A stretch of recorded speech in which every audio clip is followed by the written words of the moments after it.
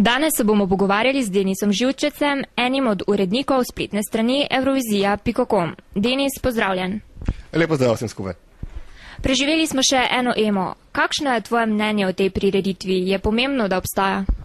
Ja, glede na to, kar počnem, bi bilo skoraj čudno, če bi rekel, da ni pomembna. EMA po mojem vsekakor je pomembna iz večjih razlogov, recimo.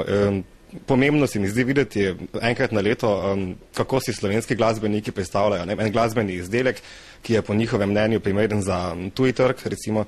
Pomembno je videti tudi, kako, ne vem, v roku 2-3 dni izbruhnejo vse te tipično slovenske zadeve, recimo na EMO pošljemo, ne vem, Atomic Harmonic in potem Slovenci zrojijo, joj, se nismo jodlari, kaj se bo Evropa mislila, ne vem, potem Saša Lendero je bila mogoče za marsikoga preveč mediteranska, potem letoš skupina Langa, so nekateri zrojili spet, joj, pa ja, ne bo kdo mislil, da bomo tudi Sloveniji Rome, EMA pa je pomembno tudi zato, da se konec konca lahko nekateri tudi delamo pametni pred kamero.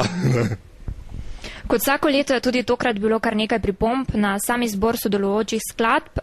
Kako bi ocenil slišano na EMI 2008? Zdaj, jaz moram v prvi vrsti podariti, da jaz nisem glasbenik, zato se skupaj ocenujem čisto laično, ljubiteljsko. Malce me skrbi, da je veliko takšnih, ki recimo na vprašanje, katera je vaša najljubša skladba z letošnje EME, odgovorijo, da tista, ki jo je pela Helena Blagne v spremljevalnem programu. Morda je letošnji izbor res bil nekoliko za moj okus malce premedel. Jaz mislim, da bi zmagovalna skladba morala biti en takšen glasbeni knockout, veš, ko te zagrabi, ko te prvič, ne vem, se čem pretrese. Takšne skladbe letos ni bilo, je bilo pa kar nekaj skladb, ki se mi zdijo vredo.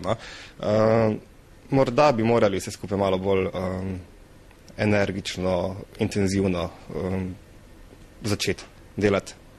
Tvoji favoriti so bili? Ja, več jih je bilo.